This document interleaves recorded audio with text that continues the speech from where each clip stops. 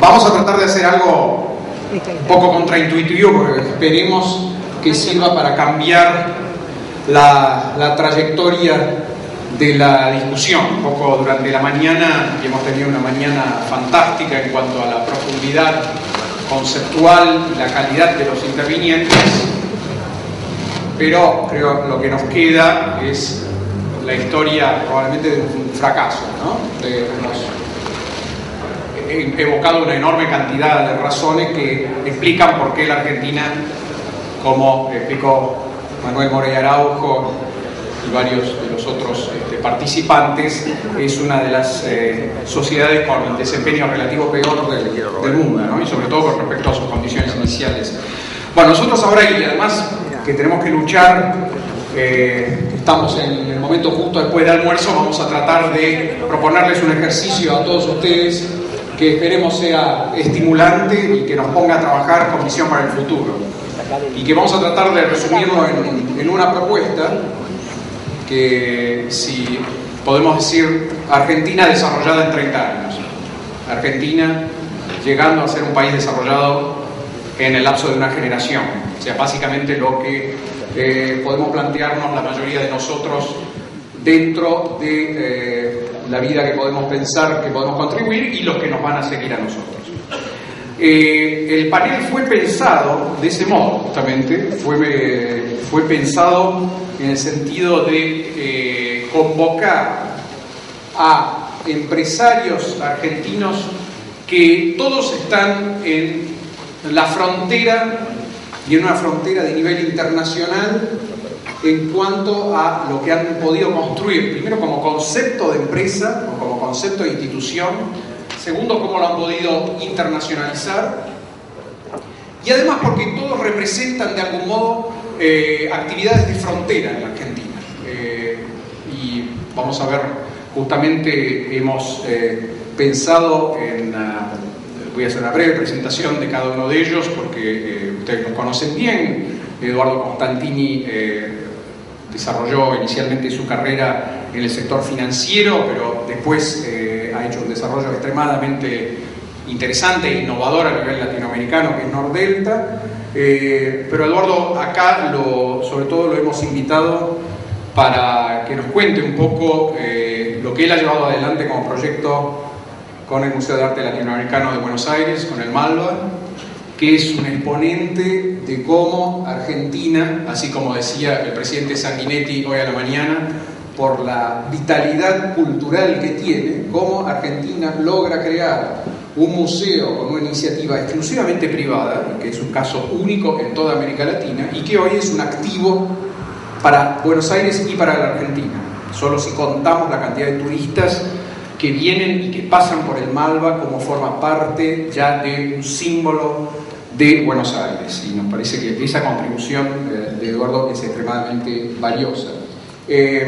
Roberto Backmeister, todos ustedes lo conocen, viene de una trayectoria en servicios profesionales, en tecnología de información, inicialmente en Ernst & Young, pero desde el año 92 Roberto formó el grupo ASA, que hoy es seguramente el primer ejemplo de una multinacional emergente argentina en servicios informáticos, y que propone al mundo un modelo que no es ni el de la India, ni el de Israel, ni el de Irlanda, que son conocidos como los modelos en los que pensamos generalmente cuando hablamos de la industria de servicios informáticos. Santiago Bilinkis lo hemos invitado porque es un emprendedor serial. Él logró pensar un día con sus amigos, a los 24 años creo, o antes, un nuevo modelo que vino a revolucionar un poco la noción del retailing y de distribución de artículos de oficina. Lo implantó en la Argentina, lo exportó a Brasil, empezó a hacerlo funcionar muy bien en Brasil, y fue extremadamente importante e interesante después para que uno de los líderes mundiales del sector como Staples se aliara con ellos. Pero Santiago ha seguido desarrollando actividades emprendedoras, y además también representa, esperamos, a la generación que sí va a estar a cargo de esa Argentina desarrollada de acá a 30 años. Finalmente, Gustavo Grocopatel, lo conocemos todos, y es quizá el caso paradigmático de cómo en una actividad que entendíamos o parecía ser de baja tecnología, que es la actividad agropecuaria, en los últimos 15 años se ha dado una segunda revolución en las pampas acá, como diría Scobie, y en este momento Argentina, por combinación de conocimiento, de tecnología, de recursos humanos, ha creado un modelo de producción en cuanto a cómo organizar la producción en la actividad agropecuaria, que también se está exportando a Uruguay, que también se está adaptando a Brasil, etc. Así que esta es una Argentina un poco diferente de la que por ahí tuvimos en la mañana, de esa lucha fratricida entre campo, industria y masas inempleables. Nosotros pensamos otra cosa, pensamos que acá tenemos toda una serie de ejemplos interesantes. Yo voy a empezar haciendo una pequeña introducción nomás justamente acerca del tema, y después cada uno de nuestros colegas van a presentar su punto de vista, y idealmente después tendremos tiempo un poquito para desarrollar el pensamiento. Solo para resumir el resultado y tomar algunas de las cosas que se dijeron en la mañana. Estos son 100 años de declinación relativa. Lo que estamos viendo ahí es nuestro ingreso per cápita como múltiplo del de Brasil y Chile. ¿Qué dice eso? A comienzos del siglo era 4 veces el ingreso per cápita de Argentina, múltiplo el de Brasil. Hoy es solo 50% superior. Era más de 50% más alto que el de Chile. Hoy estamos realmente casi a paridad con Chile. Si lo vemos con respecto, como decía Pablo Gerchunov, con respecto a Australia y Canadá, estábamos básicamente a paridad en ingreso per cápita. Hoy representamos el 40% del ingreso per cápita promedio de ellos. Y con respecto a los países de donde vinieron la mayoría de nuestros abuelos, en ese momento Argentina ofrecía ingresos per cápita 50-40% superiores a los de España y de Italia, mientras que hoy somos menos de la mitad. A los que no les guste el ingreso per cápita como medición del bienestar de una sociedad, podemos tomar los índices de desarrollo humano, que miden Naciones Unidas y que miden además alfabetización, esperanza de vida y poder de compra. Estos son los últimos 30 años, desde el 75. En el 75, España y Australia tenían un índice de desarrollo humano que no llegaba a ser 10% superior al de Argentina. Fíjense la brecha cómo se va ampliando. Pero lo importante es nuestros vecinos latinoamericanos, tanto Chile como Brasil, que hace tan solo 30 años nosotros teníamos una diferencia cualitativa de nivel de desarrollo humano con ellos, nos están alcanzando. Bueno, con esto terminamos con flagelación, y la propuesta es la siguiente. A pesar de todo esto, hoy si miramos, Argentina sigue teniendo el ingreso per cápita más alto de América Latina. Acá estamos midiendo dólares de paridad de compra, y un poco cuando hablamos de qué podemos lograr, ¿no? ¿Qué podemos lograr? Plantearnos nosotros como generación, a ver si logramos invertir esta curva de decadencia. Llegar al desarrollo es llegar al nivel de España, o quizá haya una etapa intermedia, llegar al nivel de Portugal o de Grecia. Básicamente significa duplicar nuestro ingreso per cápita. Duplicar nuestro ingreso per cápita, un poco de lo que estamos hablando es, para hacerlo en 30 años tendríamos que crecer al 5-6% anual acumulativo durante 30 años. Reacciones cuando uno presenta esta propuesta, algunos dicen, bueno, 30 años es muy largo. Nosotros nos parece que lo interesante es mostrar que en 30 años se puede cambiar la inflexión, la trayectoria de la sociedad, y nos lo han demostrado países que lo han hecho recientemente. Tenemos los casos de España, los casos de Irlanda, y claramente el caso de Chile ahora, ¿no? ¿Cómo? ¿Haciendo qué? Bueno, ya se habló de las dotaciones de recursos naturales, por un lado, de la Argentina, de las capacidades de Argentina en cuanto a esa mezcla cultural que tenemos, esa capacidad de creatividad y de la cultura que hemos creado. La combinación de recursos naturales, capacidades y cultura permite que Argentina hoy pueda ofrecer lo que podríamos llamar propuestas de valor al mundo, que van desde agronegocios con marca y valor agregado, o con modelos de producción innovadores en vinos, lo que hace Arcor, lo que hace Los Grobos, en productos industriales que tengan alta dosis de diseño o intensidad de mano de obra calificada, lo que hace Tenaris, lo que hacen autopartistas como Vaso, lo que hace el INVAP vendiendo reactores nucleares. En ciencias de la vida, Argentina tiene una larga tradición y eso se ve en la capacidad de desarrollo de varias de nuestras industrias farmacéuticas y de lo que hace Biocidus, por ejemplo, que es absolutamente revolucionario en materia de biogenética. En servicios profesionales, Argentina ha sido un exportador tradicional. El problema es que en general son los argentinos que se exportan individualmente. Muchos de nosotros hemos hecho carreras interesantes en el exterior. El tema es si podemos crear empresas argentinas de servicios profesionales que se exporten.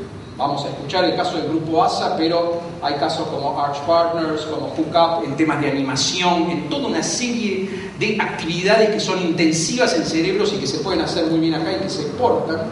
En turismos culturales y contenido, industrias de contenido, tenemos, pienso que el Malva es un activo de exportación de la Argentina, y finalmente en todo lo que tiene que ver con inmobiliario y turismo. Fíjense que de acá son todas actividades que podríamos decir son actividades relativamente nuevas e innovadoras en la Argentina. Cuando uno hace la proyección de qué potencial tienen estas actividades, uno puede imaginar una Argentina en 10-15 años exportando 150.000 millones de dólares, de los cuales estas nuevas actividades representen 10 a 15.000 millones de dólares. El gran tema es cómo lo vamos a hacer. Gran parte de las empresas que son los actores fundamentales de esta nueva avanzada de Argentina hacia el mundo está ligada a empresas grandes que hemos sabido construir en estos últimos años, pero el problema es que sabemos que Argentina tiene muy pocas multinacionales de gran tamaño. Pero hay, y acá hay algunos ejemplos nomás, pero nosotros tenemos relevado más o menos unas 2.000 a 3.000 empresas que están desde los 5 hasta los 50 millones de dólares y que exportan más del 50% de su producción, de los servicios, etc. Y abajo, no sé qué pasa esto, pero abajo de ello hay miles de emprendimientos innovadores de los cuales Santiago nos va a dar varios ejemplos. Entonces, esto lo que tenemos ahora son estos famosos brotes verdes de qué puede producir Argentina, y creo que hablan de una posibilidad de inserción en la economía internacional completamente diferente a la que viene dominando esta discusión nuestra entre agro e industria. Son combinaciones virtuosas de recursos humanos, recursos naturales y conocimiento, que van creando modelos interesantes para exportar. Entonces, ahora, el tema es condiciones de partida. Ya hemos hablado un poco hoy a la mañana. Argentina está 88 en el mundo, en el índice mundial de competitividad. Y fíjense sobre todo en los círculos que están con rojo, los mayores problemas de Argentina, así como nuestras ventajas comparativas relativas, tienen que ver con nivel de educación primaria, secundaria, nivel de empleo, de capacidad de emprendedora. Sobre todo estamos 128 en el mundo en capacidad institucional, ¿no? Y esto lo podemos llevar a varios niveles de detalle más. El entorno de negocio para las empresas, por supuesto, también es considerado uno de los peores del mundo por lo que hacen los relevamientos a nivel internacional. Brasil en esto no califica tan bien, pero el problema es que Argentina, siendo menor que Brasil, tiene que ser mejor que Brasil como entorno para las empresas, porque si no las inversiones no se quedan acá o no vienen acá. Cuando empezamos a pensar un poco, entonces, bueno, ¿qué rol podemos jugar? Tenemos esa nueva clase empresaria que está empezando a salir, todos estos nuevos exportadores, estas multinacionales emergentes, como se dice en Italia cuando uno quiere tomar este nivel de segmentos. El tema es, ¿va a ser esta nueva clase empresaria que está surgiendo junto con los grandes líderes de la industria, de las mayores empresas, la que va a ser capaz de armar alguna coalición de cambio para que la Argentina sea un país desarrollado en 30 años? Yo les quiero mostrar ejemplos, acá y para todos los gustos, de cómo los empresarios, como ustedes, en diferentes países del mundo, con diferentes arreglos institucionales, contribuyen activamente a la discusión de un futuro del país. El Consejo de Competitividad en Estados Unidos es una ONG de empresarios, académicos y líderes sindicales que trabajan acerca del tema de competitividad en Estados Unidos. En Australia, lo que se llama el Consejo de Empresarios Australianos, preocupado ante el hecho que el gobierno australiano no generaba una visión de futuro, se pusieron ellos a trabajar en un esfuerzo de generación de escenarios y de armado de grupos sociales de discusión para generar 3 escenarios de crecimiento para Australia y de ahí ir a proponerle al gobierno y al Parlamento una serie de puntos de agenda que ellos pensaban podían ser importantes para una Australia Horizonte 2025.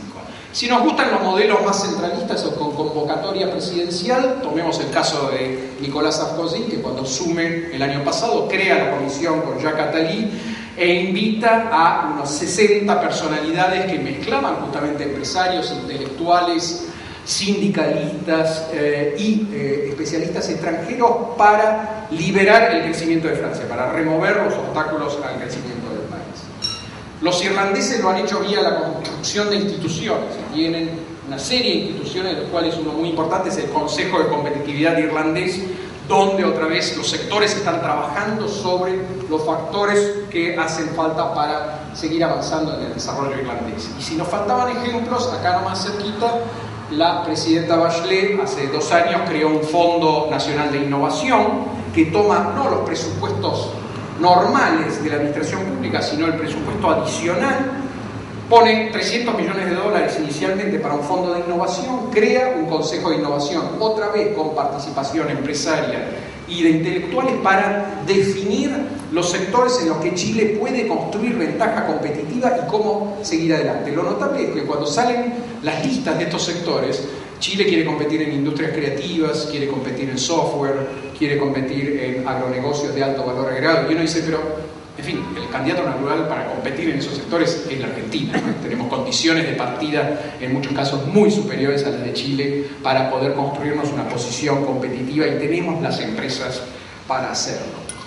Así que, solo para que nos sirva de introducción, la pregunta, y acá son temas que hemos hablado mucho con mi querido colega Eduardo Zimmerman y con otros colegas, ¿cómo cambian las sociedades? Nos pusimos en un momento a estudiar qué pasó con Escocia en el siglo XVIII, cuando fue absorbida ignominiosamente por Inglaterra, y 50 años después estaban liderando la revolución industrial, qué pasó con Italia y Alemania después de la posguerra, qué pasó con España cuando recupera la democracia, qué pasó con Chile, ¿no?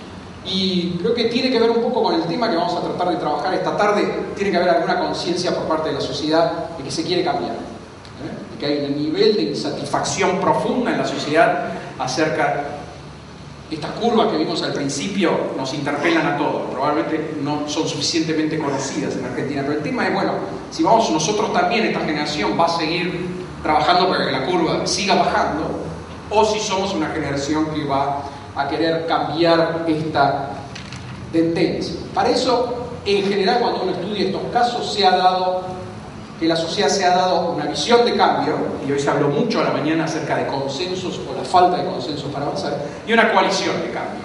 Ahora, todas estas coaliciones, cuando uno las estudia a nivel de la historia, hay políticos, hay empresarios, hay intelectuales y después hay líderes laborales también. Y esto se transforma después, en los países que lo han hecho bien, en instituciones que sirven para pasar de una visión exclusivamente, que puede ser una visión pero no se transforma en progreso, en foros para negociar y para seguir actualizando esa visión nacional, en foros e instituciones para el desarrollo de la competitividad y para asegurarse que esto cierre socialmente. Así que bueno, queríamos dar primera tela de fondo un poquito acerca del desafío, acerca de la propuesta de esta tarde, es si podemos empezar a hablar de estos temas y de que esta generación pueda transformar la pendiente de esa curva y llevarnos al desarrollo en 30 años. Y ahora tenemos que escuchar a los actores fundamentales de esto, los héroes de esta historia, que son nuestros empresarios invitados. Buenas tardes a todos, muchas gracias. Grupo ASA está invitado acá como actor en una industria nueva, la industria del conocimiento.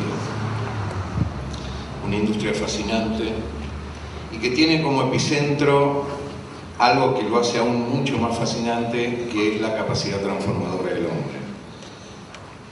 La industria de tecnología informática, a eso se dedica el Grupo ASA, es una industria que tiene como nutriente lo que el hombre puede hacer, y hoy presenta una oportunidad extraordinaria, en particular es extraordinaria para Argentina, que es poder estar siendo un actor en esta economía que está globalizada y que demanda servicios profesionales con valor agregado. Muy rápidamente quiero hacer una presentación simplemente para situar de lo que es Grupo ASA, porque muchos probablemente no conozcan exactamente a qué nos dedicamos. Es una empresa básicamente que trabaja con el valor agregado sobre la mejora de los procesos de negocio, en modalidad de proyectos de consultoría y también, y acá hago un acento en particular, en lo que se llama el outsourcing, la tercerización, que es probablemente una de las grandes vetas de expansión que hoy el mundo global está presentando y donde Argentina tiene sin duda alguna un lugar para ocupar.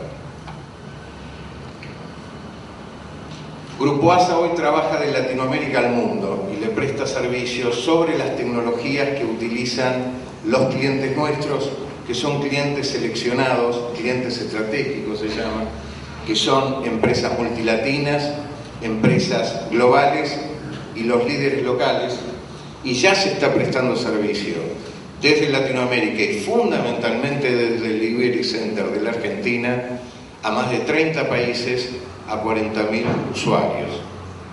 Esto habla de fit cultural, esto habla de que estamos en condiciones de brindar servicios de calidad y con demanda de lo que se llama world class o la calidad internacional requerida para este tipo de servicios y competir con muchísimo esfuerzo, de igual a igual con los grandes incumbentes de este mercado. Hoy Grupo ASA, muy simple, Grupo ASA cumple 18 años, es joven pero no tan joven, después de los 10 años somos veteranos ya. Es una organización de personas, de gente que ha sabido amalgamar diferentes culturas, diferentes nacionalidades y crecer y trascender de los 17 iniciales que fuimos a los más de 1.000 profesionales que hoy están trabajando bajo nómina en Grupo ASA, en 9 oficinas en Latinoamérica.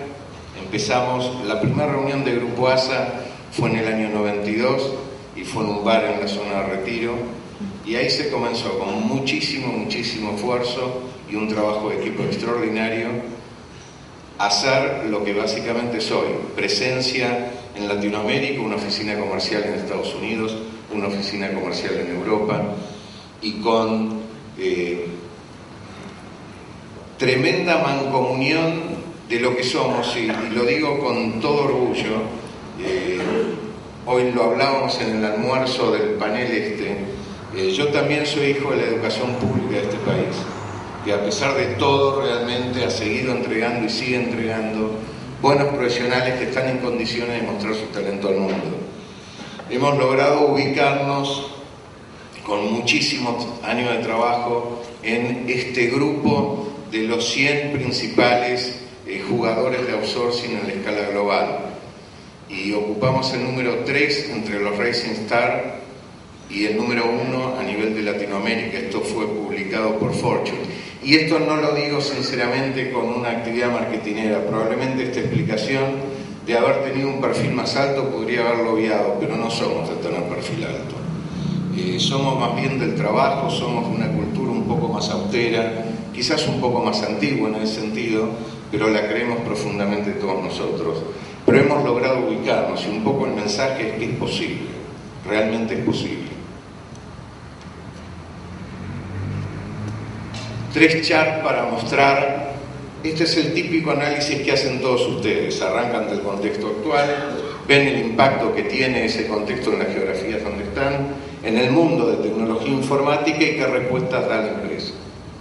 Yo no voy a abundar en todo esto, sí me quiero concentrar en el impacto y la relación directa que tuvo las políticas de nuestro país y las respuestas que fuimos nosotros dando.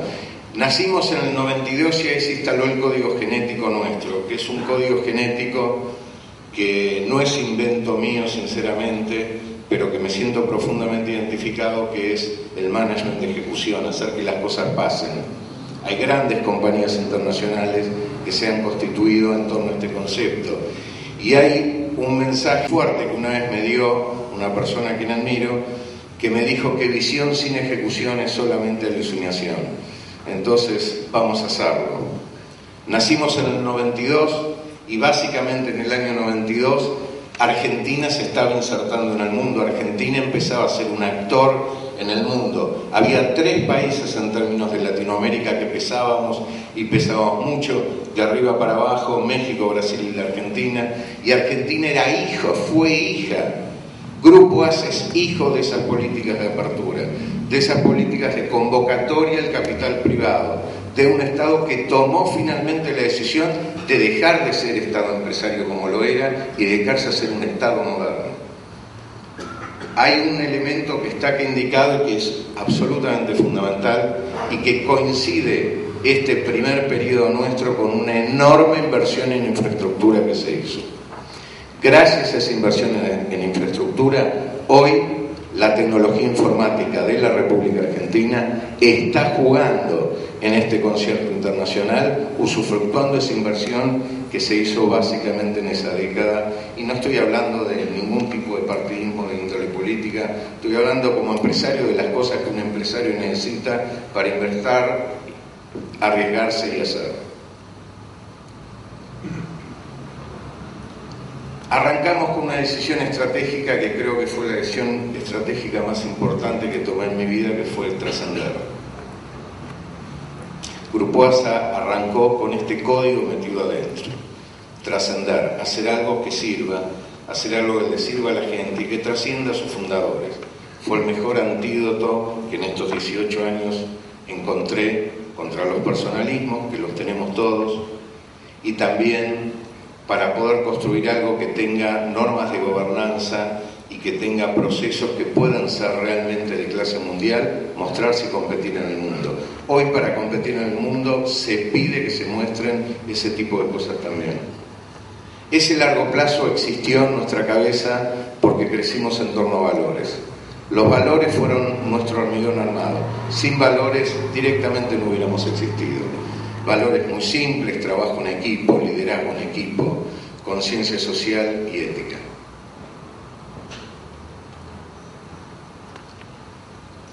Viene el momento más terrible, una de las bisagras más terribles que tuvimos, que fue la caída de Argentina. En ese momento, nuestra compañía, como muchas, dependíamos en un 90% de los clientes, básicamente de acá. Se produce toda la crisis que hemos vivido. Iniciamos la internacionalización. Internacionalizarse no es exactamente lo mismo que la mera exportación. Internacionalizarse es un concepto personal. Es lo que necesita un país para jugar un rol en la aldea global. Tener multinacionales de origen argentino es lo que necesita Argentina para tener un rol en esta aldea global que ya disparó su juego. Empezamos Brasil, empezamos México, y se empieza con el primer paradigma, que es desde Argentina brindar servicios a toda Latinoamérica, siguiendo la demanda de nuestros clientes, en un principio de origen en Argentina.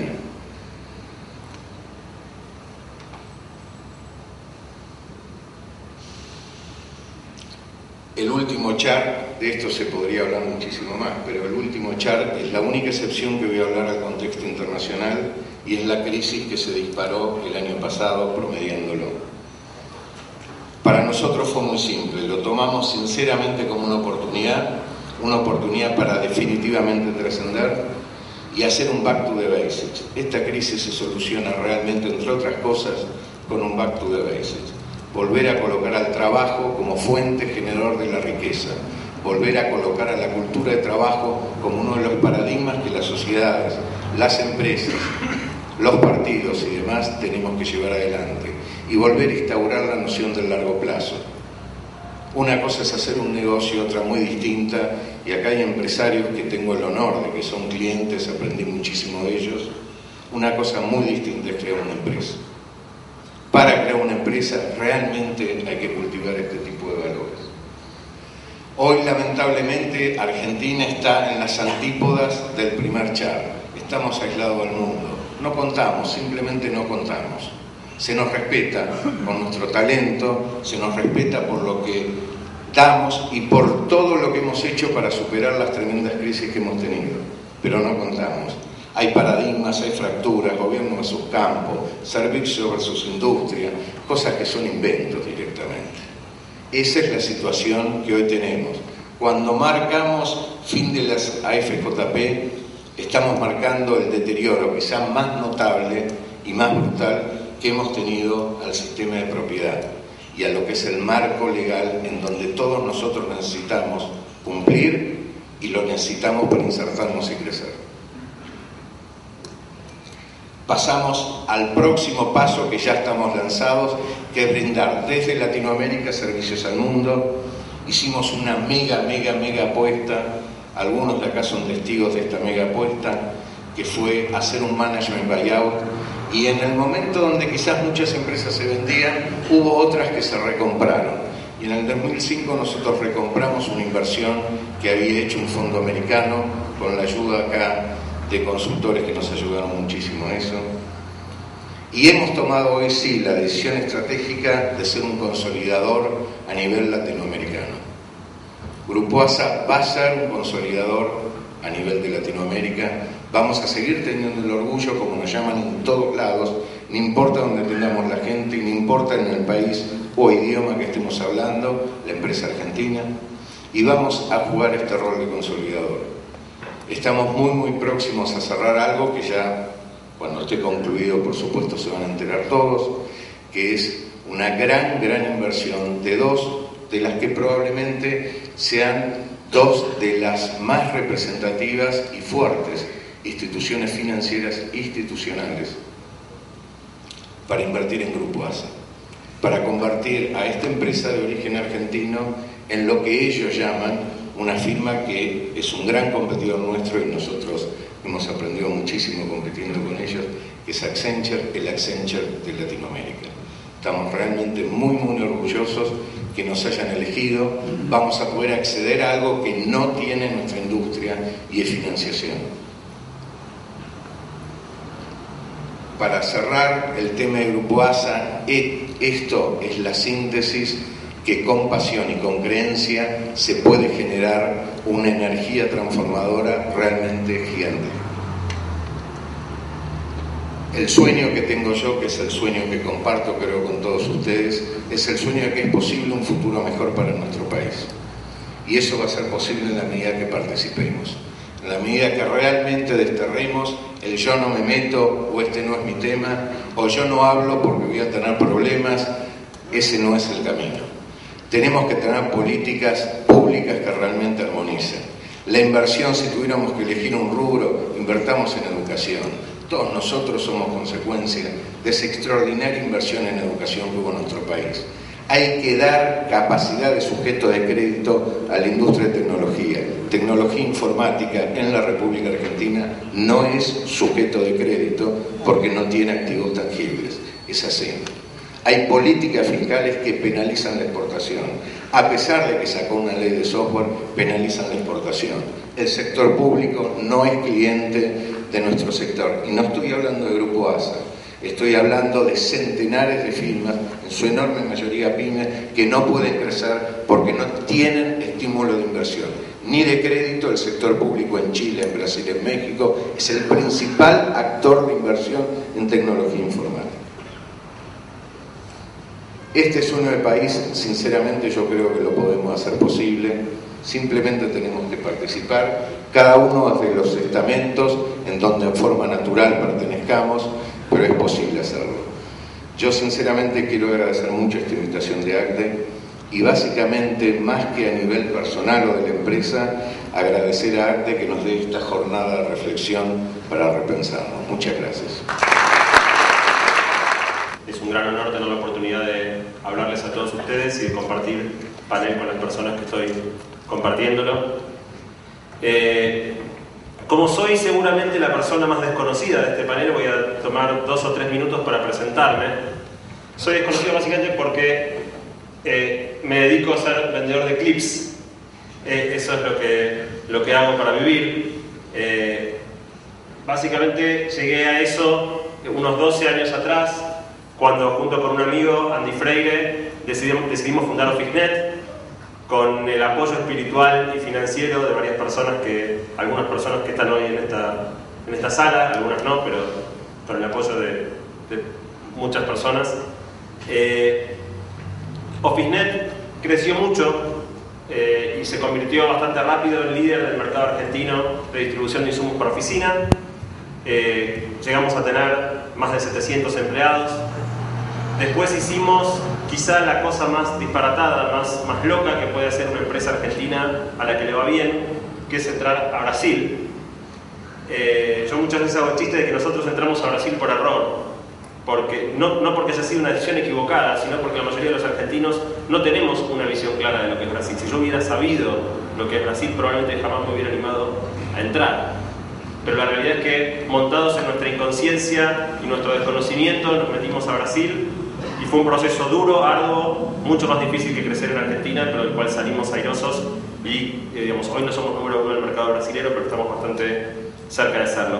Y la última etapa, la mencionó Jorge Forteza cuando me presentó, tiene que ver con la unión de OfficeNet a una empresa internacional que se llama Staples, con la cual digamos, OfficeNet siempre vendió por teléfono y por internet, entregando al día siguiente, nunca tuvo locales a la calle. En nuestra última etapa de expansión ya hemos abierto 2 locales y vamos a continuar abriendo ahora con la marca Staples.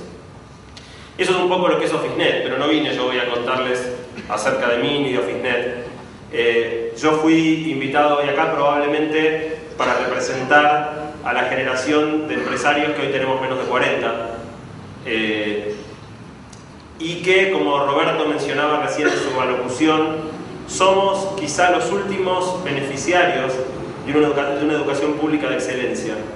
Yo pasé 16 de mis 20 años de educación formal en el sistema público y vivo eso como un gran privilegio, la educación que recibí, pero todo gran privilegio conlleva una gran responsabilidad. La sensación que yo tengo es que los chicos que se han formado 10, 15, 20 años después que yo han recibido una educación significativamente peor que la mía, lo cual los ubica a todos en una posición de desventaja, y por eso siento la gran responsabilidad de que mi generación, junto con ustedes obviamente, sea la que gatille este cambio. Creo que si no lo hacemos nosotros va a ser cada vez más difícil. La pregunta entonces es, ¿qué es lo que genera el progreso económico y social de un país? La respuesta para mí es los empresarios. El crecimiento económico proviene del surgimiento de empresas y no son las grandes empresas del hoy. El progreso económico y social proviene de las pequeñas, medianas y grandes empresas que se funden mañana. Para eso lo que necesitamos es formar empresarios talentosos y comprometidos. En Estados Unidos, por dar un ejemplo, hay cualquier cantidad de figuras empresarias admiradas. Uno puede ser hincha de Bill Gates o hincha de Steve Jobs, hincha de David Young, Jerry Yang y David Filo de Yahoo, o Sergey Brin y Larry Page de Google, hincha de Jack Welch o de Larry Ellison. La gente toma partido, pero la gente admira y toma como modelos a empresarios. En el caso de nuestro país, la pregunta es: ¿a qué empresario admiran los argentinos? En un ejemplo, obviamente una muestra pequeñísima, igual a 1, pero les quiero contar algo real que contó en una charla un tiempo atrás Alex Oxenford, otro empresario de mi generación. Él contó que estaba dando una charla en una universidad y le preguntó a una clase grande de estudiantes a qué empresario ellos admiraban. En la sala hubo un silencio sepulcral y caras de desconcierto, como si la palabra admiración y empresario fuera un oxímoron, palabras que no debieran ser puestas juntas. Y después de un rato largo de silencio, la única respuesta que surgió fue Tinelli. A mí, digamos, en un punto me decepciona, pero de ningún modo me sorprende. Y la realidad es que a quien admiramos dice muchísimo de quiénes somos y de quiénes vamos a ser. Yo en lo personal no me defino a mí mismo como empresario. Yo digo que soy emprendedor. Emprendedor no es otra cosa que un eufemismo para desprenderse de la palabra empresario. En la Argentina, ser empresario es un estigma. Y presuponiendo que yo no estaba solo en esta sensación, se me ocurrió también ahora a mí hacer una pequeña encuestita entre los empresarios más destacados de mi grupo de edad. Gente como Wences Casares, Andy Freire, que fundó FUNDET conmigo, Marcos Valperín de Mercado Libre, Alex Oxenford, Martín Migoya de Global. Les pregunté cómo se definían ellos a sí mismos. Y 85% de las personas no se dicen a sí mismos empresarios, se dicen emprendedores. Y, lo que es aún peor, 70% de ellos se sienten mal cuando los designan como empresarios, yo entre ellos. Si sale un artículo que dice Santiago Bilinkis empresario, a mí me molesta, y a la gran mayoría de los empresarios de mi generación también. Esto es un tema, digamos, es una señal muy importante de que si lo que necesitamos para sacar adelante el país es, digamos, que la gente joven quiera ser empresaria y se comprometa en ser empresaria, vamos por un camino bastante malo. Pero no quiero quedarme en el diagnóstico negativo, con lo cual de lo que quiero hablar ahora un minuto, o de los minutos que me quedan, es de qué podemos hacer nosotros, cada uno de ustedes y yo, para cambiar esto. Un tiempo atrás, hace 15 años en realidad, leí un artículo en el diario que a mí me impactó muchísimo, escrito por el doctor Jaime Echeverri. El artículo se llamaba ¿Quién dice que los estudiantes no entienden lo que leen? Y era una respuesta que él daba a un estudio que se había hecho en ese momento en muchas escuelas del país respecto del grado de comprensión de lectura de los estudiantes, donde obviamente los resultados habían sido sumamente preocupantes ya 15 años atrás.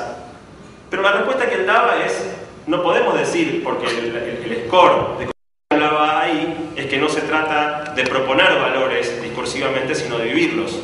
Los chicos ven lo que hacemos, no escuchan lo que decimos. Por eso, bueno, en ese artículo también Jaime Echeverri planteaba su preocupación respecto de que, como resultado de esta desvalorización de la educación y la cultura, el país no estaba formando filósofos, no estaba formando científicos. Él no lo decía ahí, pero a mí me gustaría agregar, tampoco está formando empresarios. Este es un país que, en todo caso, está formando auxiliares de contaduría y cajeros de supermercado. En definitiva, volvamos al punto, ¿no? ¿Qué es lo que podemos hacer? Entonces, el primer punto que para mí es fundamental es empezar a construir modelos de identificación.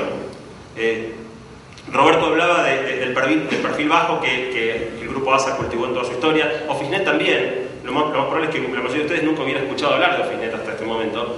Pero la realidad es que tenemos el desafío de constituirnos en modelos digo, sin compararse con Bill Gates o con Steve Jobs, pero sí modelos con los cuales la gente joven pueda identificarse. Yo les pregunto a ustedes, ¿cuántos de ustedes van regularmente a universidades a dar charlas o a estar en contacto con estudiantes? ¿O cuántos de ustedes participan en programas? Justo yo lo tenía anotado para mencionarlo y me encontré con Desafío Joven ahí afuera con un stand, o Socios por un Día, que es el programa de Junior Achievement, espacios donde los empresarios se ponen en contacto de una manera directa y desmitificadora con estudiantes. Yo creo que es fundamental, acercarnos a las universidades, a los secundarios, a las universidades secundarias, acercarnos a la gente joven para construir modelos. La segunda cuestión tiene que ver con tener una voz, con hablar, con decir las cosas que pensamos. En este caso en particular, yo un año atrás lancé un blog, una página de internet desde la cual escribo. Lo hice con el espíritu de inspirar a chicos jóvenes a emprender y brindar herramientas basadas en mi experiencia, pero también lo uso para decir las cosas que me molestan. Es fundamental que como empresarios digamos las cosas que nos molestan, pero no solo saltar cuando nos tocan el bolsillo propio.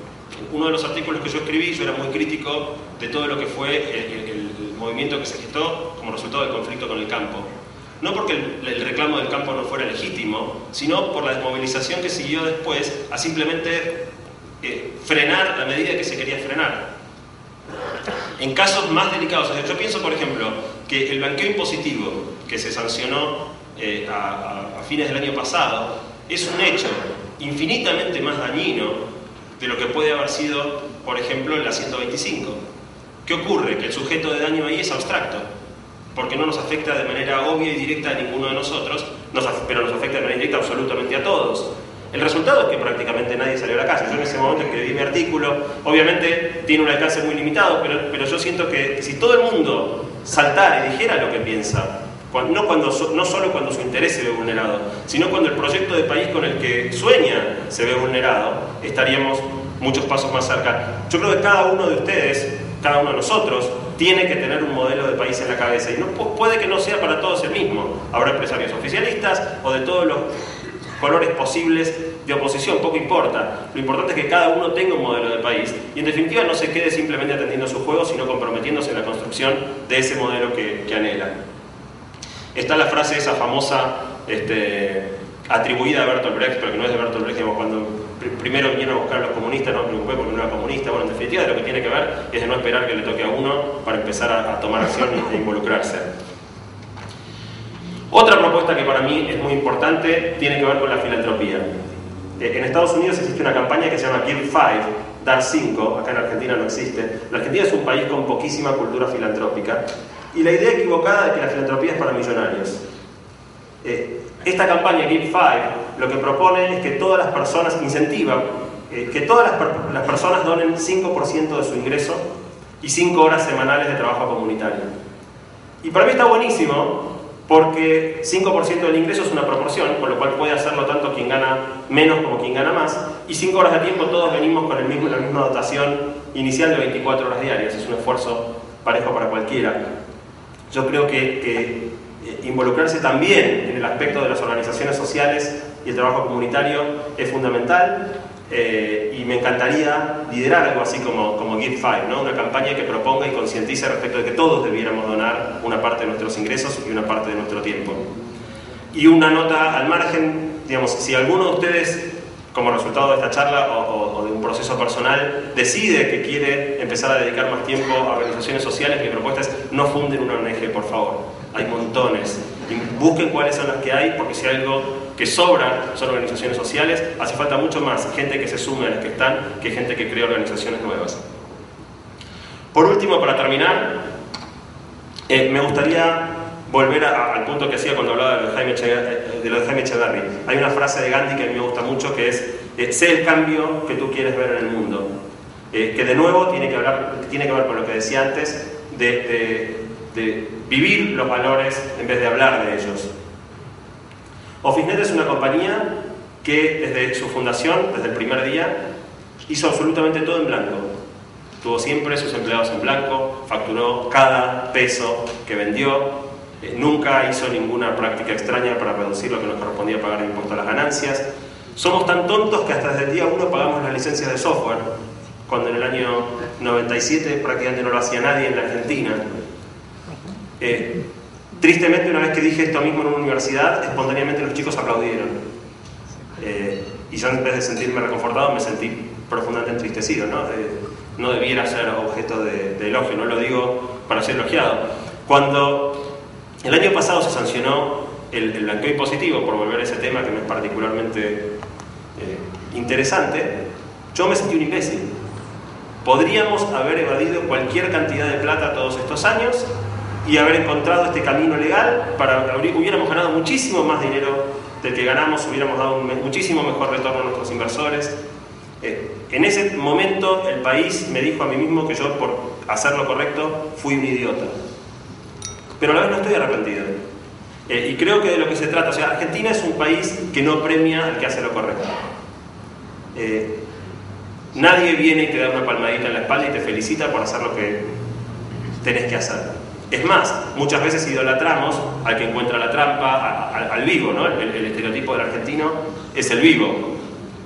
Pero creo que de lo que se trata es de tomar la decisión de hacer lo correcto y no esperar ningún premio. No hacer lo correcto porque creemos que conviene, hacer lo correcto convencidos de que al final del día vamos a terminar quedando como imbéciles por haber hecho lo correcto, sabiendo que lo más probable es que el camino de hacer lo correcto nos quite más de lo que nos dé, y aún así sea esa la decisión que tomemos. ¿Por qué? Porque creo que existe la remota chance de que si una de las suficientes de nosotros decidimos tomar ese camino, de repente nos llevemos una sorpresa. Muchas gracias. Bueno, muchas gracias por esta invitación. Y bueno, yo he venido un poco para darle el punto de vista mío referido al Malva y un poco a la industria cultural, para darle algún nombre, o sobre todo para dar mi opinión acerca de las ONG o las inversiones en nuestro país. En realidad, el Malva fue creado un poco por el hecho que en su momento yo no encontré un receptor de la colección, digamos un museo ya sea nacional o provincial, que pudiera cuidar y exhibir la colección que yo había logrado tener en ese momento. Que eso es un síntoma de la falta de apoyo de los gobiernos a este tipo de instituciones, o sea, no solamente los museos, sino también los teatros u otras actividades, bueno, las universidades, colegios, etc.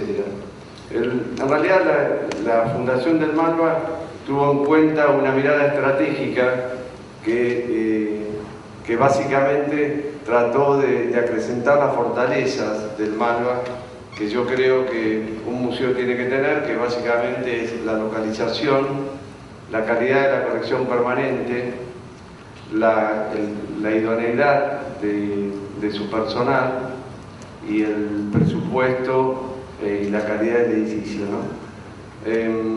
Creo que Malva un poco es el resultado de todo eso, digamos, el hecho que Malva tenga una visibilidad en Argentina y fuera, se debe precisamente sobre todo a estos factores.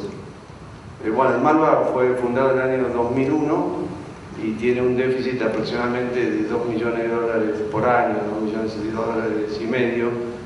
Y en realidad, esto lo digo porque mucha gente piensa que este tipo de instituciones pueden o salir empatadas o tener un lucro.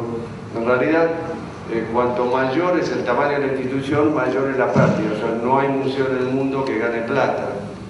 Incluso el Louvre o el Museo de Arte Moderno de Nueva York, que ha sido ampliado recientemente, la cantidad de costos que tienen hace que el sostenimiento tenga que venir o de parte del sector público o del sector privado. Hay dos modelos, o sea, en el modelo americano las instituciones tienen un gran apoyo de las familias o de las empresas, las universidades, bueno, los fondos que tienen las universidades, ustedes lo conocen casi mejor que yo, los museos, el MoMA de Nueva York, que fue, como dije, ampliado recientemente, se invirtieron $700 millones en esa ampliación y su déficit creció, ya tenía $100 millones y aumentó significativamente. Y en ese caso, el mayor de New York ayudó a las autoridades del MoMA, un museo privado que fue fundado en el año 1929 por 3 mujeres de familias prestigiosas neoyorquinas. Contribuyó no solamente con una cantidad de dinero, sino que ayudó al directorio del MoMA a visitar a distintos empresarios y familias para tratar de lograr esa cantidad para financiar la ampliación. En Estados Unidos hay una estrategia de posicionamiento, en el caso específico de los museos y de la cultura, bueno, que tiene décadas, y que claramente hay una relación entre la valorización del arte y las políticas de los gobiernos de apoyo. Y también, por supuesto, hay una correlación con el crecimiento económico y el tamaño de la economía. El arte más caro del mundo es el arte americano. O sea, no necesariamente porque los autores norteamericanos sean los mejores del mundo, sino porque hay un apoyo de las familias y de los gobiernos, las familias también coleccionando, que hace que ese arte realmente se pague más en las subastas, en el mercado. El segundo es el europeo, y en Latinoamérica el arte mexicano, y luego el brasilero, que viene recuperando aceleradamente. El arte argentino está muy lejos, realmente una obra acá vale ya, yo creo que algo parecido a un 20%, 10% a una obra de una calidad parecida producida en Brasil. Yo creo que nosotros tenemos, como digo, este modelo americano y el modelo europeo en el cual los gobiernos, el Estado es el que financia los museos, si bien cada vez hay más casos de familias o de personas o de empresas que fundan museos, hay un gobierno, hay un Estado fuerte que puede sustentar y sostener un programa de largo plazo del desarrollo de esas instituciones. Que, entre paréntesis, todos los museos tienen un programa de crecimiento y de expansión. que después me voy a referir a las debilidades que tiene el Malva, ¿no? En caso de la Argentina, yo lo que veo es que tenemos un Estado ausente en las instituciones, en este caso los museos, y tenemos un sector privado, digamos, las familias pudientes y las empresas, que a mi juicio tienen una baja participación en la promoción y la inversión de las instituciones sociales, en la inversión social de las ONG, ¿no? Si nosotros vemos, bueno, el Museo de Arte Moderno de Estados Unidos, como dije, que fue fundado en el año 1929, que a mi juicio es el museo mejor, el más poderoso, el que tiene la mejor colección de arte moderno y contemporáneo, vemos el crecimiento vertiginoso y lo que es esa institución. Y bueno, vemos en Buenos Aires, que el Museo de Arte Moderno de Buenos Aires, yo me acuerdo cuando se fundó el Malva que se hablaba de una ampliación de ese museo. Han pasado 8 años y hoy el museo está cerrado porque la obra está parada, ¿no?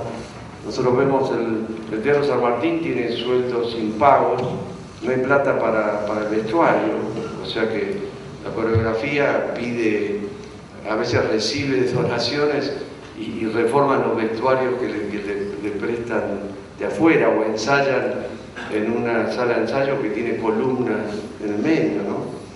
O cosas anecdóticas, por ejemplo, la Bienal de Venecia, que la Argentina tenía un pabellón, hay un lugar central donde los países están representados y presentan un artista cada 2 años. La Argentina dejó de pagar el alquiler y perdimos el lugar. Y bueno, hace 2 años, cuando Huitcar representó a la Argentina, él estaba exhibido en un edificio pequeño, muy lejos del predio central, y ahora en esta Bienal la Argentina está en el 3er piso de una librería, o sea que hay que entrar a la librería, prestar el ascensor y llegar a un 3er piso, o sea que eso realmente muestra la falta de una política y de una estrategia país que le dé visibilidad y peso a los artistas y al desarrollo de esta industria cultural. Yo creo que la Argentina, que por supuesto no es un problema solamente de las instituciones culturales, sino, como dije, es la falta de estrategia de una sociedad, por no culpar a los gobiernos, y creo que no hay políticas de promoción, no hay políticas de desgravación, y siempre se ha visto al sector público o al sector privado enfrentados.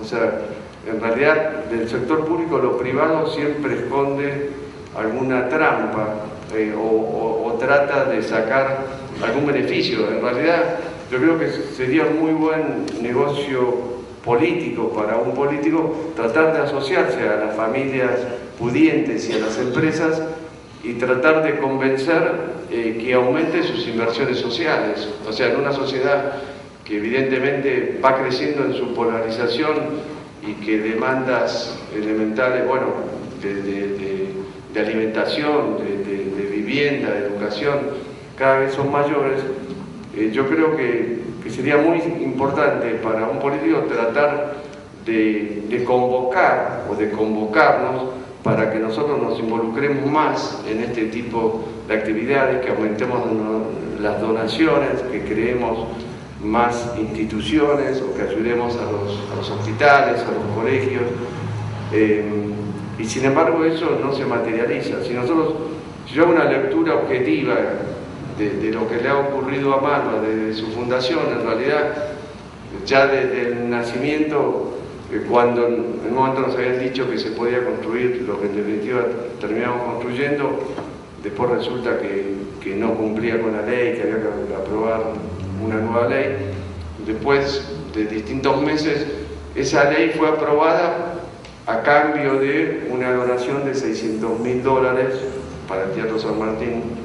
O sea, hubo una compensación, cuando en realidad los distintos gobiernos de distintos países o ciudades cuando existe la posibilidad de la fundación de un museo, tratan de persuadir, dándole cosas para que ese museo se instale, porque el museo aumenta, por supuesto, la cantidad de turismo, trae a la ciudad un acervo cultural, digamos, eso es algo obvio. Incluso, bueno, Bilbao, el Guggenheim de Bilbao, los museos cada vez están más de moda, cada vez hay una competencia más intensa, los presupuestos son más grandes, ¿no? Pero el caso bueno, si haces un museo es porque vas a sacar un beneficio, entonces hubo que dar esa donación. Lo mismo para erradicar la colección permanente. El Malva tiene tal vez la colección permanente más importante del mundo de arte latinoamericano, o sea, tiene un acervo cultural que hoy sería imposible prácticamente hacer de nuevo, y esas obras, la mayoría de estas obras fueron adquiridas afuera, y para nacionalizarlo hubo que pagar el IVA, o sea, Malva tuvo que pagar más de $2 millones, cuando en realidad la Argentina se estaba apropiando, entre comillas, de un conjunto de obras que, bueno, Diego Rivera, Frida Kahlo, Tarsila do Amaral, que en realidad es positivo para una ciudad tener en exhibición pública esas obras, ¿no es cierto? O ahora mismo, para la ampliación de Malva, el gobierno de la ciudad está pidiendo que Malva construya estacionamiento, que sería una inversión realmente muy grande, muy difícil de realizar, cuando la mayoría de los museos no construyen estacionamientos. El MoMA de Nueva York, el Guggenheim, la Tate Modern, el Centro Pompidou, o sea, no hay estacionamientos para museos, las instituciones no tienen ese presupuesto, ¿no es cierto? Entonces, si uno lo ve, no es para pasar un aviso ni nada, o sea, el divorcio entre lo público y lo privado y lo que le conviene al país en ese sentido, eso se materializa claramente. Por último, las fortalezas de Malva son las que dije anteriormente, digamos, la localización, el edificio, 100 personas, una idoneidad. Les cuento que los museos de afuera nos piden el personal para hacer montajes que vieron en Malva. Generalmente lo que se ve en Malva gusta más que la misma exhibición vista en otros museos. Aparte, Malva ha exportado muestras de Grifo, Jules Solar y otros artistas. Entonces, bueno, el personal, la calidad de la colección permanente, el presupuesto y la ubicación. La debilidad del Malva es el inconveniente de integrar a la sociedad pudiente o a las empresas en el board. O sea, por ahora hay un programa exitoso que es el programa de adquisiciones, que lo venimos haciendo a través de la Asociación de Amigos, que va tomando peso a través de los años, pero todavía falta pluralizarlo al Malva. O sea, el Malva realmente sería una institución exitosa, y digamos toda esta concepción realmente sería inteligente si el Malva se pudiese destetar, perdonen las palabras, de mi persona. O sea, si hubiese un board de peso con opinión política que pudiese conducir al Malva, eso sería realmente fundamental pensándolo a 50 años, porque evidentemente yo el día de mañana no voy a estar, y a su vez, como digo, todo museo tiene que tener un programa de crecimiento, y ese crecimiento hay que financiarlo, la colección tiene que crecer. Cada vez es más costosa poner una exhibición, o sea, ahora, gracias a Dios, el arte latinoamericano está creciendo la presencia en el mundo, y los museos extranjeros invierten millones y millones de dólares en la adquisición de obras de arte y en investigación y en la puesta de las exhibiciones en otras ciudades, como Houston, como el MoMA. Ahora se está exhibiendo Mira Schindler y León Ferrari en Estados Unidos, no lo pudimos traer a Buenos Aires por los costos, por ejemplo. Entonces eso lo hace una sociedad, o sea, la sociedad es la única que puede fortificar las instituciones. Porque me acuerdo que mi padre me recordaba que las instituciones quedan, los hombres pasan. pero los hombres somos los que las fortalecemos a través del tiempo, y eso me parece que es lo que nos está faltando. Muchas gracias. Buenas tardes, muchas gracias por la invitación. Un gran entusiasmo de haber participado en el de hoy. No puedo evitar hacer algunos comentarios sobre lo que se dijo hoy en la mañana, que de alguna manera introducen a la presentación que voy a hacer. Pablo Gerchunov decía que tuvimos un acceso a la sociedad industrial forzado y probablemente tardío. No lo dijiste así, pero probablemente tardío. Yo creo que tenemos un riesgo grande ahora, que es también llegar a la sociedad del conocimiento tardíamente. La sociedad del conocimiento, a diferencia de la sociedad industrial, tiene algunos patrones de funcionamiento que son los que generan competitividad sustentable y sistémica para las sociedades, para las empresas y para las personas. Y tiene que ver con un funcionamiento diferente de la tensión entre la especialización y la diversificación. Es una sociedad que requiere de más especialización, y no solamente de más especialización, sino que justamente como hay más especialización, la necesidad de interactuar más, relacionarse más entre especialistas, formando redes, organizaciones múltiples, clústeres, cadenas, etcétera, etcétera. Y bueno, creo yo que lo que ha ocurrido en el campo, llamado campo entre comillas, hoy el campo es un sistema más complejo, como vamos a ver, que lo que usualmente a uno le viene como primera imagen cuando uno dice campo, es un caso que por ahora fue y es, pero también tenemos el riesgo de que en algún momento lo miremos con añoranza y deje de serlo. Entonces, por lo menos, a lo mejor dentro de algunos años decimos un intento de la Argentina por ser líderes en la sociedad del conocimiento y un fracaso más. Esperemos que eso no ocurra. Para ser competitivo, para progresar en esta sociedad, tenés que tener un mercado, tenés que tener algo que la gente quiera comprar. Si vos haces una evaluación teórica sobre lo que debería ser, pero no hay nadie que te quiere comprar lo que vos producís, es muy difícil si no tenés un mercado. Hay algunas anécdotas donde se habla, por ejemplo, del valor agregado y se lo pone como sinónimo en dólares por tonelada, ¿no? Entonces la soja tiene poco valor agregado porque vale $400 por tonelada. Sin embargo, los satélites valen $10.000 por tonelada. Siempre yo lo que digo es que el mundo quiere 100 millones de toneladas de soja, pero no quiere 100 millones de toneladas de satélite, ¿cierto? Entonces, tenemos que producir algo que el mundo quiera.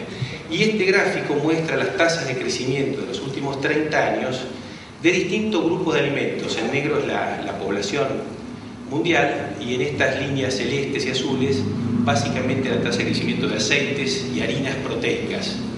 El mundo come más, están cambiando los patrones alimenticios y la gente en general come más proteína y más aceite y menos cereales.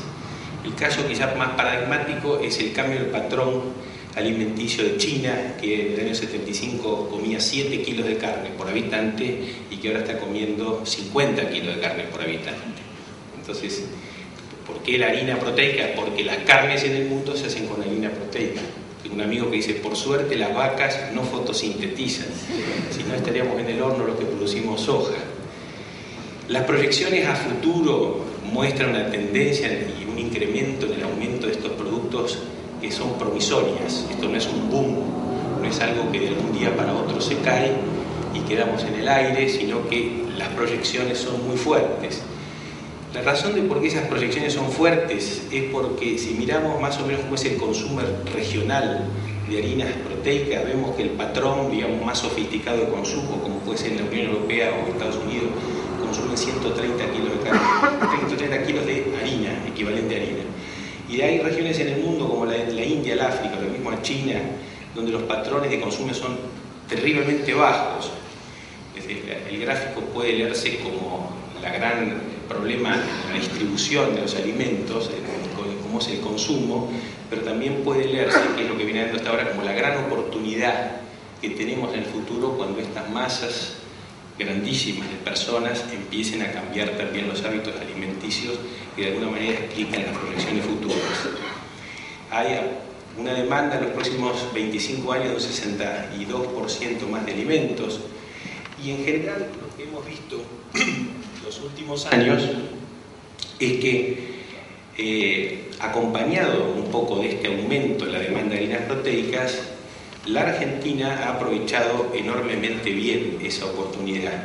A principios de la década del 80 éramos el 13% de la torta general del mercado mundial de soja y derivados, y el año pasado, por medio de los últimos 5 años, fuimos el 31%. Si tomamos lo que pasó hace 2 años, éramos el líder absoluto casi con el 35%. El Mercosur, todo como región, desplaza a Estados Unidos. Todo esto funcionó hasta que el gobierno se dio cuenta. Porque lo que sucedió es que sí, durante muchos años este proceso revolucionario en la agricultura fue ignorado absolutamente por todo el mundo. La década del 90, gran parte del siglo XXI, fuimos creciendo a ritmos extraordinarios, incorporación de tecnología. La única macana fue cuando los políticos se dieron cuenta que este proceso revolucionario estaba sucediendo, ¿no? Así que ahora tenemos que plantear eso. Bueno, hay otro tema, además del tema del aumento de la demanda de proteínas, que tiene que ver como la cereza del postre, que es el aumento de la demanda de biocombustibles, básicamente el impacto que tiene el etanol de maíz en Estados Unidos. ¿Por qué el etanol de maíz en Estados Unidos? Porque es como una aspiradora que saca maíz del sistema. Al sacar maíz del sistema, la soja y el maíz son productos que compiten por la tierra. Entonces, sacar maíz del sistema implica también sacar soja del sistema.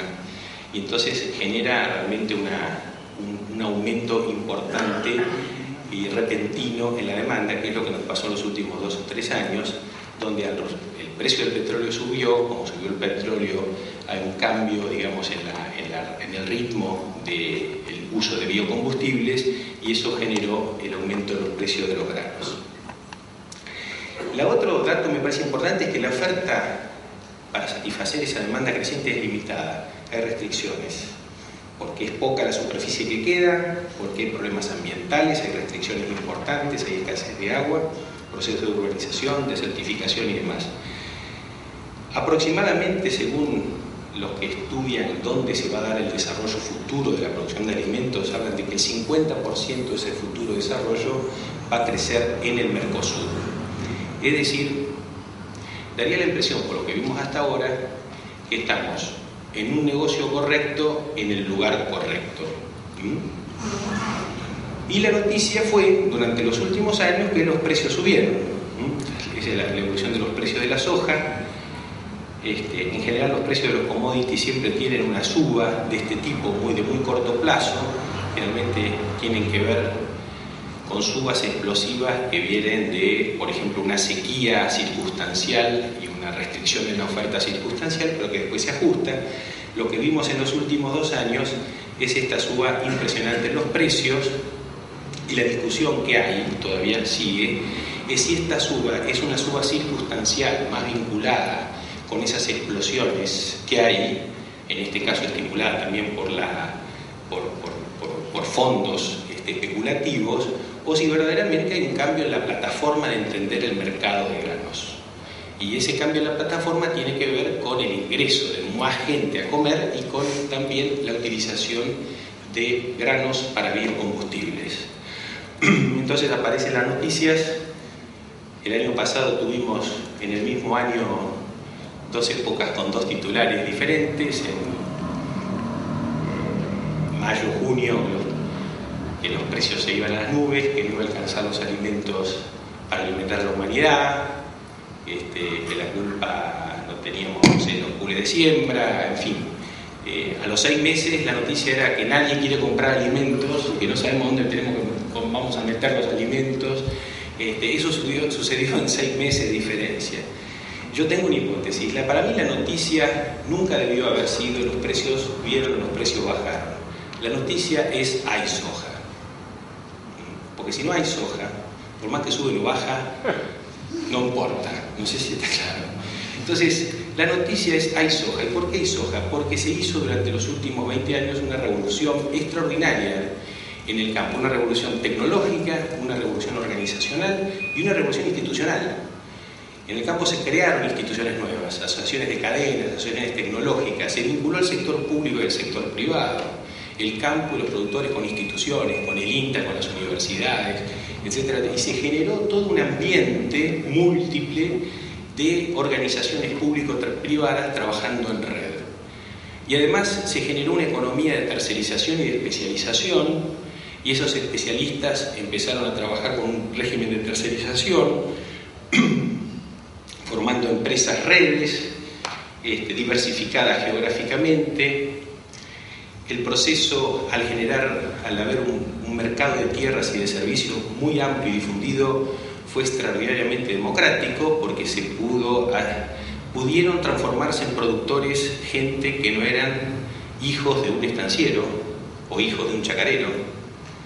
Se hicieron productores profesionales que solo lo que tenían el conocimiento expresado a través de la capacidad de management, y entonces el proceso fue de una movilidad social enorme, rica, tumultuosa, turbulenta, con mucho miedo, con muchos afuera, con muchos adentro, quizá demasiado schumpeteriano, pero fue un proceso de creación de valor y de creación de competitividad extraordinario, que creo que vale la pena analizar como caso. El aumento en las superficies está en los colores, y este es el aumento en la adopción de dos tecnologías claves. Una es la siembra directa, que es la línea negra, y otra es la línea verde, que es la adopción de organismos genéticamente modificados. Son las tasas de adopción de tecnología más altas del mundo. En el mundo no existe tasas de adopciones masivas de tecnologías como estas dos, que son claves, como la que vimos en el campo argentino. Y otras tecnologías, algunas más desarrolladas, otras que están viniendo. El aumento de producción traccionó a la industria, o la industria traccionó a la producción. Podemos discutir, pero no tiene sentido discutir, porque es cierto, se generaron fábricas, estas fábricas mejoraron la competitividad de los precios, al haber mejores precios se produce más, y entonces se transformó en Rosario en el complejo agroindustrial más grande del mundo.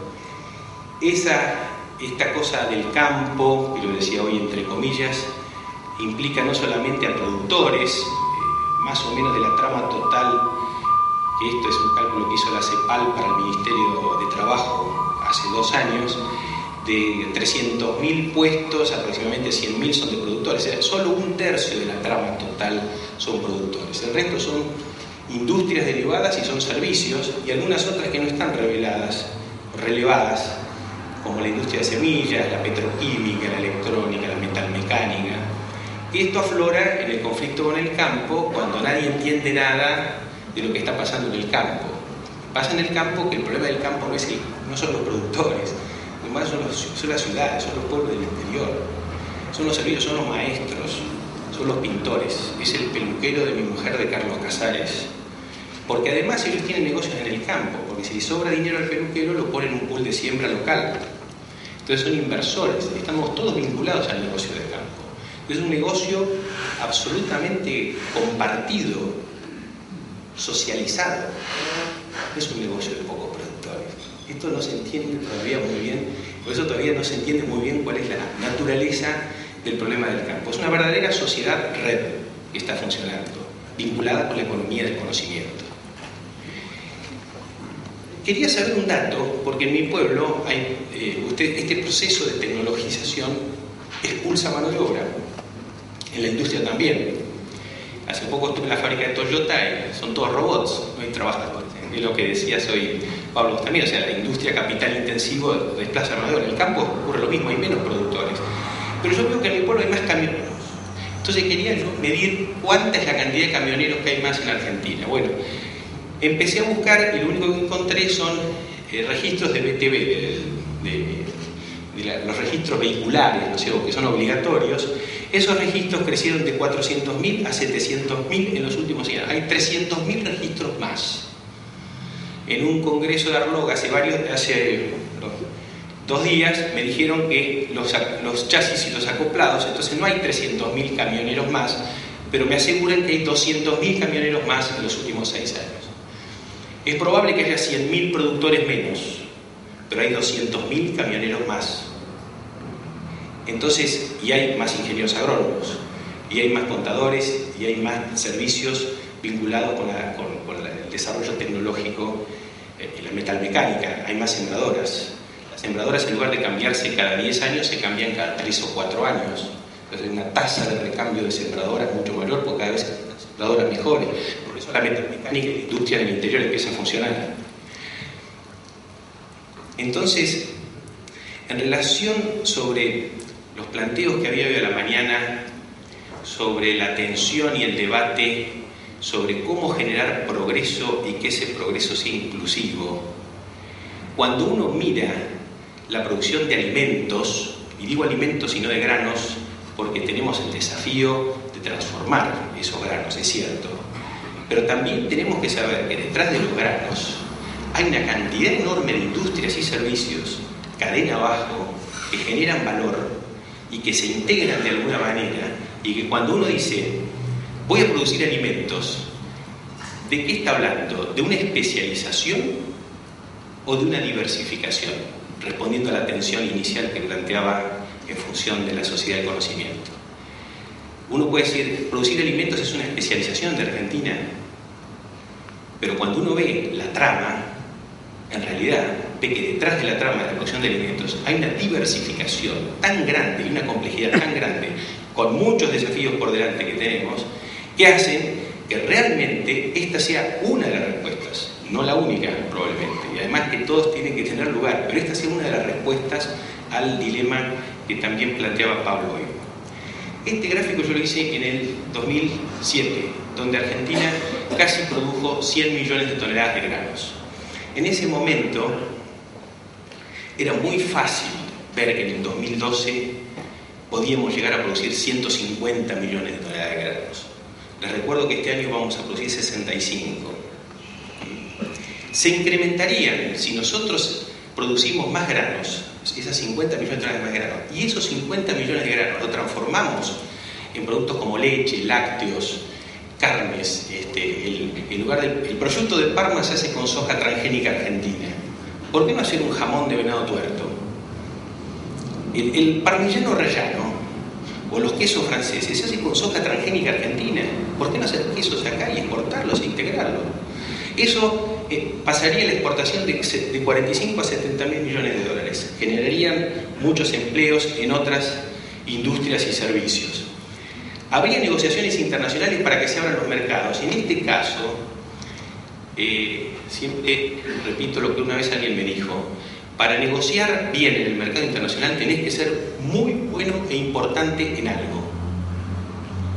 Si los chinos necesitan nuestras proteínas, las proteínas pueden ser el arma que tengamos nosotros para abrir los mercados chinos. Si los europeos necesitan nuestras proteínas, las proteínas podrían abrir a la industria. Es decir, que las proteínas, la soja, no es enemigo de la industria, es el arma que tiene la industria para abrir los mercados y es el arma de negociación que tenemos que tener. Una inversión pública en el interior, se revierte el sentido de las migraciones. Voy a ir rápido porque ya se me terminó el tiempo, perdón, me entusiasmo. A un teórico de la sociedad de la información, que es Castells, dice que la competitividad de la economía global depende de estas cuestiones: capacidad tecnológica, acceso a mercados grandes, dos aspectos que los desarrollé para la industria, diferenciales de costos entre producción y demás, incluye los costos de transacción. La economía del conocimiento es una economía donde los costos de transacción son muy importantes por el patrón de especialización, y la capacidad institucional, llamemos, y de formación y educación y demás. En estos dos puntos me quiero centralizar para terminar. Manolo Mora y Araujo me mostró hace un tiempo un trabajo que hizo de una resegmentación de la sociedad argentina, donde él segmentaba en una categoría de competitivos, poco competitivos y no competitivos. Y decía que más o menos el 27% de la gente en Argentina es competitiva, 44% es poco competitivo, 29% es no competitivo. Y detrás de esa clasificación, más o menos, porque también es una segmentación que no es estricta, hay un conjunto de creencias y valores que sostienen eso. Las personas competitivas en Argentina son personas en general que entienden la globalización, que para él la globalización es un desafío, la tecnología. Dentro de los sectores competitivos, no necesariamente todos son de altos ingresos. Hay profesionales que son competitivos, hay piqueteros que son competitivos. No importa, o sea, segmenta al revés, digamos, ¿no? No importa la clase social. Poco competitivos, el 44%, ahí está la mayoría de la gente en Argentina, que tiene miedo de la globalización, no confía, piensa que no le va a tocar nunca, piensa que el esfuerzo no vale la pena, es la suerte lo que determina que a la gente le vaya bien o le vaya mal. Entonces quieren Estado, no importa qué Estado, es mejor un Estado malo que una economía abierta y demás. La reflexión, los no competitivos es la gente que está fuera del sistema y que pueden ser reinsertados a través de programas educativos especiales y que requieren un proyecto de inclusión y de atención especial, probablemente subsidiándole para tener hambre cero, inclusión y demás, y programas educativos. El tema es que no vamos a poder generar un proyecto de transformación si no estamos juntos los competitivos con los poco competitivos. Si no construimos algo juntos, si no podemos seducir a los poco competitivos, quitarle las cosquillas, como decimos los del campo, amansarlos de abajo, como decía un domador que teníamos, de que no vean a la competitividad, a la apertura, a la integración como un problema, como un miedo, sino que lo vean como una oportunidad y que nosotros colaboremos para que eso funcione, no vamos a poder salir. Probablemente los competitivos vamos a tener que pagar muchos impuestos y vamos a tener que participar más en política pública, política empresarial, lo que sea. Vamos a tener una gran responsabilidad, pero es imposible salir si no logramos linkear, porque además la mayoría de los políticos son poco competitivos. Y sí, es decir, están dentro de ese paradigma de pensamiento, o sea que en el fondo, si no logramos hacer ese link, es muy difícil. Por eso, para mí, hay que generar un nuevo contrato entre el Estado, las empresas y la sociedad. Argentina somos una sociedad que quiere Estado. No es opinable. La mayoría de los argentinos somos europeos, filoeuropeos, somos una sociedad que les gusta el Estado, nos gusta el Estado. Tenemos que discutir entonces no si hay Estado o no hay Estado, tenemos que discutir que el Estado sea bueno, que sea facilitador, que sea de calidad, que sea un Estado de todos, no del gobierno de turno. Tenemos que abogar por reglas de juego claras y estables, y en ese caso las instituciones también en tanto reglas. Una democracia participativa y directa para que las reglas, esas anteriores, sean frutos de consenso y de sustentabilidad. Si esas reglas no son fruto de consensos, es muy difícil que tenga sustentabilidad y entonces cada 10 años, como decía Sanguinetti hoy, pasamos de una idea a otra idea y todos los que entran nuevos quieren refundar el país. El desarrollo y la regulación de los mercados, límites a los monopolios, el desarrollo de trabajadores de conocimiento y la alfabetización del desarrollo. Evidentemente, necesitamos que los trabajadores sean más competitivos, que estén más capacitados, que entiendan a la economía del conocimiento, y para eso hay que hacer un gran esfuerzo, no solo con los nuevos trabajadores, sino con los viejos trabajadores, que hay que volverles a enseñar a trabajar. Las empresas. Hay un funcionamiento absolutamente diferente de las empresas en la sociedad del conocimiento. Las empresas son... Me vuelve loco el de volumen. Las empresas, ya sé que no sé cuánto me queda de tiempo, pero es un mensaje que me está mandando. Las empresas son más porosas ahora que antes. La sociedad se mete dentro de las empresas y las empresas influenciamos sobre la sociedad. Se pueden hacer políticas públicas desde las empresas, porque justamente tenemos mayor capacidad. Y la integración público-privada, de acuerdo a mi experiencia en el sector agropecuario fundamentalmente, el poder que tiene hacer algo juntos entre el sector público y privado es lo que hace que vayamos más rápido, más lejos y más equilibrado entre todos. Bueno, muchas gracias. Voy a tomar dos temas que han salido en algunas de las preguntas y que tienen que ver con el concepto mismo de qué estamos haciendo, lo que estamos tratando de hacer hoy a la tarde acá. Primero, este tema de cómo hacemos para favorecer la proliferación de mayores emprendedores, para lograr que aparezcan más emprendedores como lo que cuenta Santiago, como lo que han sido emprendedores cada uno de ustedes en su momento. Yo no sé, Roberto, si querés comentarnos un poquito. Por ejemplo, vos estás en un sector donde, bueno, ustedes son una de las empresas ya multinacional en el sector, pero hay mucho emprendedor en el sector de información, tecnología, etcétera. ¿Cómo se hace para fortalecer y que mañana tengamos 20 ASAs y no una sola? Se está trabajando en nuestro sector mucho en la Cámara que nuclea el sector que se llama CESI.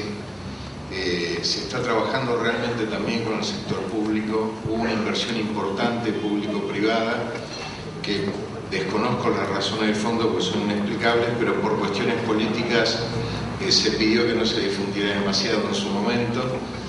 Pero hubo formación. En este momento hay una serie de becas para formar más de 10.000 personas por año en tareas de programación, que es el renglón más básico de todo lo que yo hablé, pero que es necesario para el sector y es una manera de reinsertar a gente. Se está trabajando mucho con la Cancillería, una misión que volvió hace 48 horas de Centroamérica, donde realmente los consulados y los embajadores se prestaron a ser agencias comerciales, como por ejemplo lo son en otros países, en Brasil, en México, en España mismo. Hay una tarea, digamos, que se está haciendo. El hecho que tengamos un Ministerio de Ciencia y Tecnología en el país también es una manera de revalorizar. Acaba de salir hace 72 horas el decreto porque hay muchas cosas por decreto en nuestro país lamentablemente, pero salió y es a favor de creación de la Fundación Sadowski, que es una fundación de R&D, de Research and Development para áreas de tecnología informática, integrada por estamentos académicos, el Estado y el sector privado. En fin, me parece que la manera es un poco la que dije, participando en los estamentos naturales que nos nuclean y llevando adelante planes que tengan un contenido estratégico, un contenido de desarrollo en el tiempo.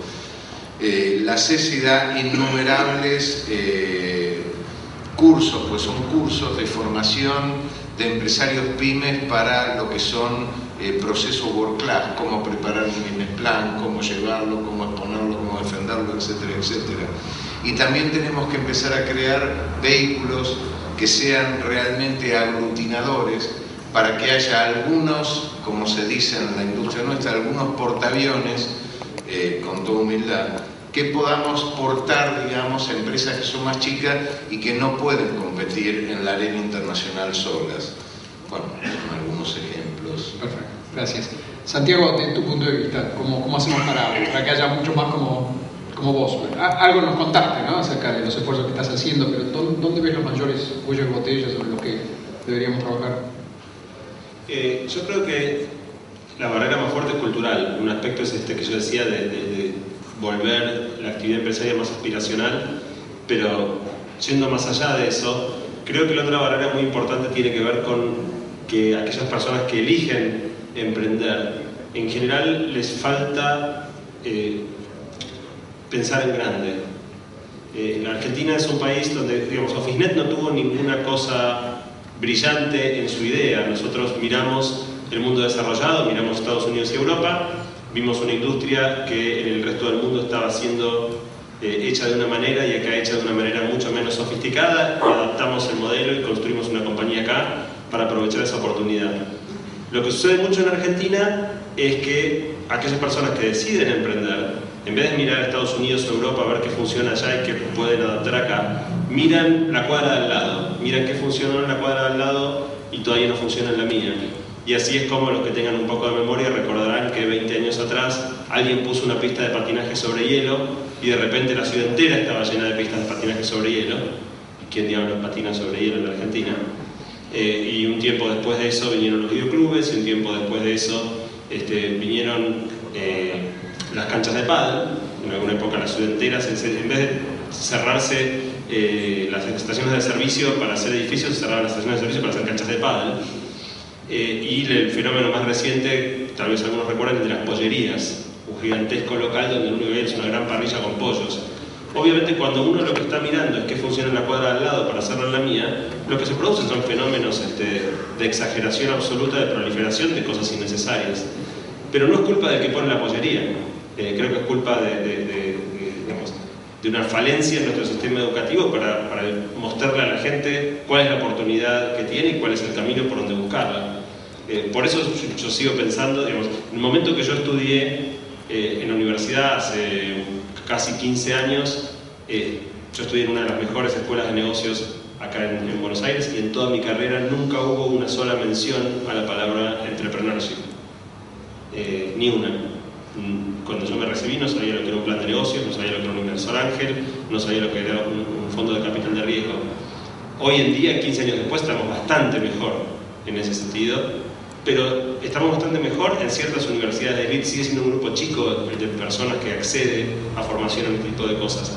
Por eso, o sea, a mí tengo la suerte de que me invitan bastante a hablar en universidades, hablo muy seguido en San Andrés, en Ditela, en ITBA, pero me pone mucho más contento, como cuando pasó el mes pasado, cuando me invitan a hablar, por ejemplo, a la UTN de AEDO. Cuando tengo oportunidad de salir de los círculos donde yo ya sé que la gente está escuchando hablar de emprendimiento. Y trato de ir y llevar esta prédica, ¿no? Tratar de mostrarle a la gente que ser auxiliar de contaduría no es el único camino, que es más, hay un camino que yo creo que es más deseable, pero que tiene que ver con la capacidad de tomar riesgos. Y un último mensaje que para mí es muy importante transmitir: obviamente para emprender hay que ser capaz de tolerar el riesgo. Y lo que pasa mucho en los jóvenes es que ellos creen que para emprender uno tiene que ir encontrando respuestas a todas las preguntas de manera que el miedo desaparezca. Tienen que tener una idea brillante, tienen que tener garantizado el financiamiento, tienen que tener un MBA de la universidad que sea. Y lo que yo trato de decirles todo el tiempo es que no se trata de conjurar el miedo, se trata de vivir con él. Bueno, pregunta que redondea y creo que nos interpela a todos. Bueno, ¿cómo, qué forma proponemos los empresarios de empezar a articularnos mejor con el sector público y con el mundo intelectual del país para tratar de cambiar la pendiente de esta curva e ir hacia una Argentina más desarrollada? Un par de propuestas concretas acerca de qué se podría hacer, incluso en un periodo político que puede ser más interesante en los próximos años, en meses en Argentina, y que pueda abrir una ventana de posibilidad de mayor diálogo, de construcción de consensos. Vimos los casos de Estados Unidos, de Irlanda, de Francia, de Chile. Como ustedes vieron, son instituciones completamente diferentes y que responden a la cultura de cada uno de los países, pero se han construido de algún modo con el mismo objetivo. Le diría por favor a Eduardo y a Gustavo si quieren dar algunas propuestas.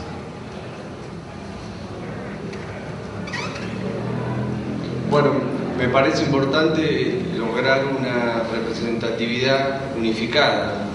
O sea, yo creo que hay tal vez demasiadas entidades que representan a los empresarios. En general, yo no conozco profundamente, pero las experiencias, por ejemplo, de países como Brasil, México, es un empresariado fuerte, mucho más cerca del sector público, ¿no? Con entidades de peso que han tenido relativamente coherencia en el largo plazo, y eso ha acercado posiciones y ha ayudado, contribuido a modelar una estrategia, ¿no? Que es lo que realmente se necesita, ¿no? Después cada uno independientemente puede desarrollar actividades articulando con el sector público.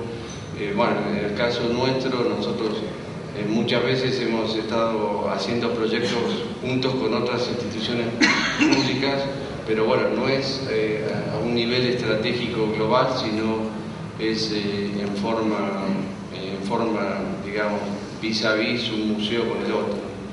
Pero me parece que muchas veces hay intereses contrapuestos, o hay representatividades contrapuestas, o no hay un enfrentamiento directo, pero no hay una de intereses, una agenda común que los empresarios podamos silvanar, podamos presentarle al gobierno, ¿no? Y sobre todo coraje, ¿no? Me parece que muchas veces el empresariado tiene miedo al poder político. Bueno, generalmente es un poder personal que no respeta tanto las instituciones. Entonces, ante esa actitud, el empresario temeroso se aleja de jugar una posición públicamente, tiene miedo a medidas que el gobierno pueda tomar.